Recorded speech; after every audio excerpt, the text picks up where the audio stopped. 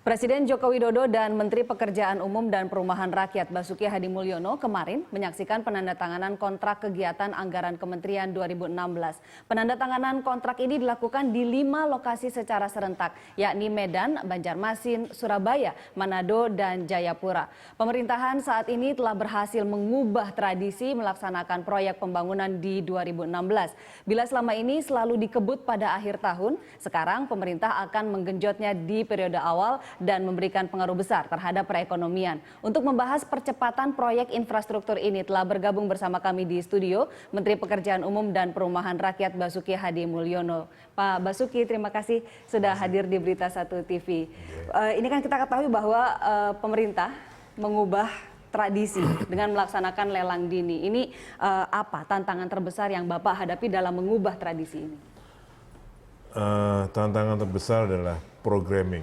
Jadi kita tahu bahwa kita boleh melelangkan itu kalau setelah program-program disepakati oleh DPR, dalam arti dalam programnya. Nah, inilah yang kami harus memilah program-program yang sudah yakin betul jangka panjang sesuai dengan RPJM, sesuai dengan Renstra. Jadi programnya sudah betul-betul yakin akan dilaksanakan dan disepakati oleh DPR. Itu yang pertama yang harus kita lakukan. Jadi dari sejak programming, kemudian desain, perencanaan juga harus sudah siap untuk dapat dilelangkan. Itu pekerjaan yang tidak mudah sepertinya ya Pak Menteri. Oh, ya. Iya. Kita jeda sejenak Pak, sebelum kita lanjutkan ada informasi. Presiden Joko Widodo menyaksikan penandatanganan 644 paket kontrak kegiatan tahun anggaran 2016 Kementerian Pekerjaan Umum dan Perumahan Rakyat di 5 kota besar.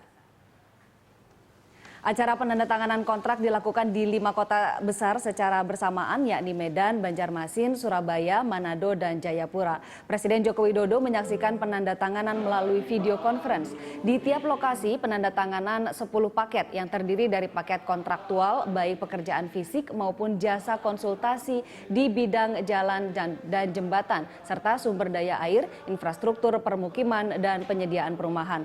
Total nilai paket yang ditandatangani yakni 8,81 triliun rupiah untuk 644 paket. 2016 DPU tadi saya minta informasi ke Pak Menteri ada 10.649 paket dan pada bulan Januari akan ditandatangani 1.026 paket sebesar 25 triliun. Dan hari ini yang sudah ditandatangani tadi 8,8 triliun. Ini juga angka yang sangat bagus untuk memberikan dorongan pada growth, pada pertumbuhan ekonomi. Ini baru kemarin ya Pak ya? Oke, jadi total ada 644 paket yang ditandatangani.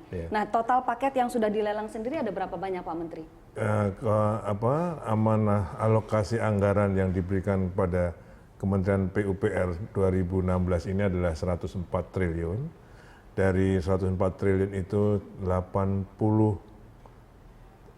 triliun itu adalah belanja modal yang untuk investasi pembangunan baru. Jalan, jembatan, bendungan, irigasi, embung, perumahan, air minum dan sebagainya.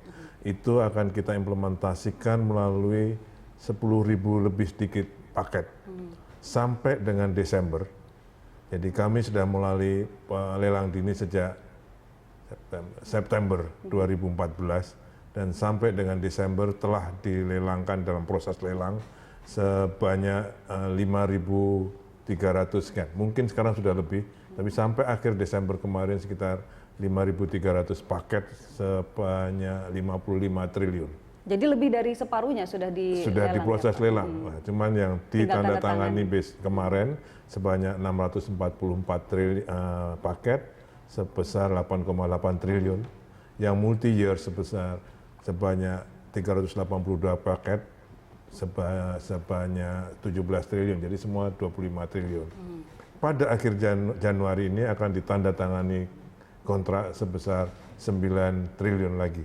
Jadi ini terus percepatannya dan kami targetkan pada bulan Maret sudah selesai semua lelangnya. Ya, kita juga mencatat bahwa Presiden Joko Widodo mengapresiasi langkah yang sudah dilakukan oleh Kementerian PUPR ini. Namun ada 3 pesan yang disampaikan oleh Presiden Jokowi. Yang pertama adalah memaksimalkan kontraktor lokal, lalu juga menggunakan bahan baku lokal dan juga padat karya.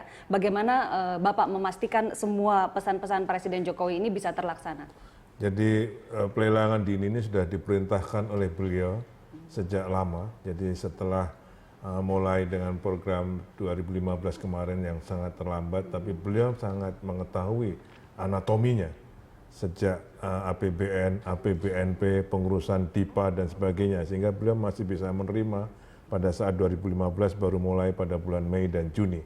Tapi beliau pesan betul pada saat itu 2016 Januari sudah harus mulai. Nah, mengantisipasi itulah kami dari Kementerian Pekerjaan Umum dan Perumahan Rakyat mulai lelang dini itu dengan tadi programming yang ketat.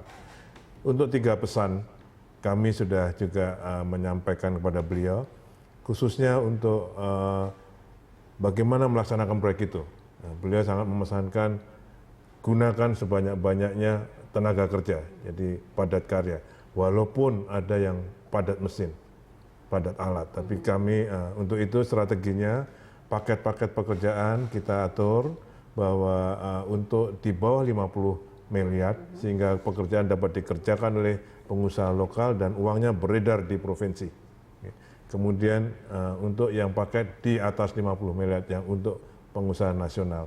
Kemarin yang ditandatangani hampir 90% adalah paket pekerjaan yang di bawah 50 miliar. Dengan demikian uang tetap ada di daerah, pelaksananya pun ada pengusaha-pengusaha daerah. Itu satu. Yang kedua untuk produk dalam negeri, ya kita akan memanfaatkan baja yang diproduksi oleh dalam negeri.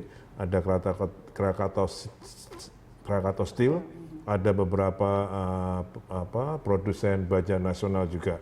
Kemudian untuk aspal buton, kita akan memanfaatkan aspal buton untuk pembangunan dan pemeliharaan jalan. Kemudian untuk jembatan-jembatan kita akan manfaatkan yang tadi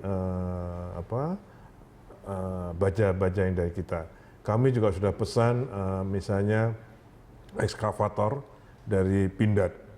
Pada tahun ini 2016 kami akan membeli sebanyak sekitar 110 ekskavator.